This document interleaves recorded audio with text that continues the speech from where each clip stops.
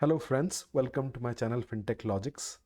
So today the topic of discussion is about liquid mutual fund, and we will look at specific little more details about what are the holdings of a liquid mutual fund.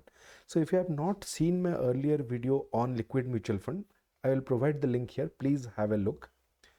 So if you're looking at investing in liquid mutual fund, then just to give you a recap, this was for short-term purpose, and this always had a good credit quality, and that is why we thought of investing in this mutual fund.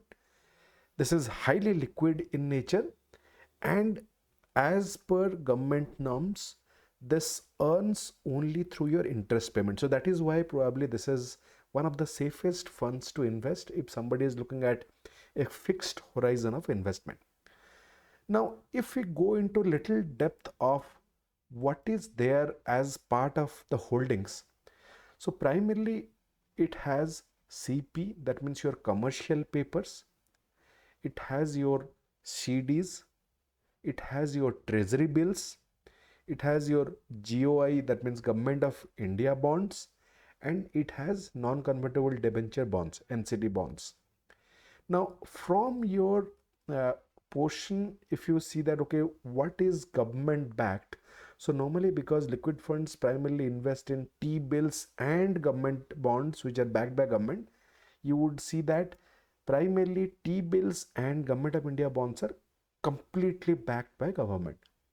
Now, the rest of the things are also invested in very safe funds. So let's look at each of them one by one.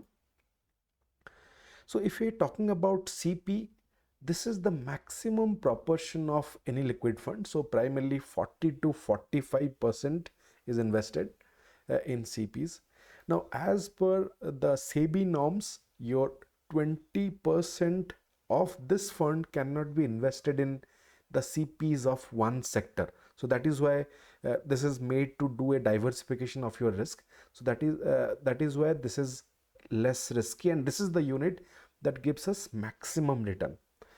Now, CB has also defined a set of risky assets, and your liquid funds are not allowed to invest in those kind of CPs. Now, specifically, if you look at ratings of the CPs, so you would have a P1 plus. So this is either it might be a P1 plus or a F1 plus or A1. So this depends on the different credit rating agencies. So for example, P1 plus is by Chrysler. So that is why it is the safest fund probably to invest. And if it is Fitch rated, so then it goes for F1 rated funds only. Now, if we look at the next category, so that is your CDs. So in CDs, your holdings is approximately 27 to 30%.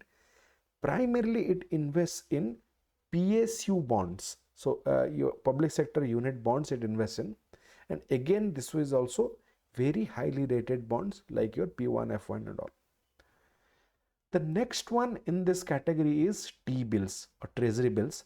So your investment is around 25 to 26%. As we said that this is completely government backed, so there is no point of risk here. The next one is about NCDs. So holding is a little less. Primarily, if you see most of these liquid funds, so your holding would vary between your 4% to 6%. So normally you take it as 4 to 5%. Primarily, they invest in banks, NBFCs, or other government PSU funds, but strictly they would be AAA, AAA, or AAA plus rating.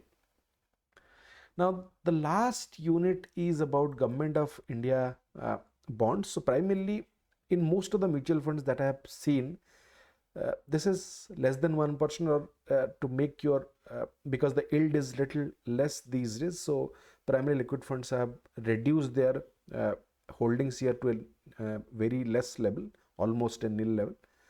So these are the 5 constituents of your liquid funds, and that is why we can now understand that why liquid funds is so safe to invest. Thanks a lot for watching my video, viewers. I will cover in depth about other mutual fund holdings as well in my next videos.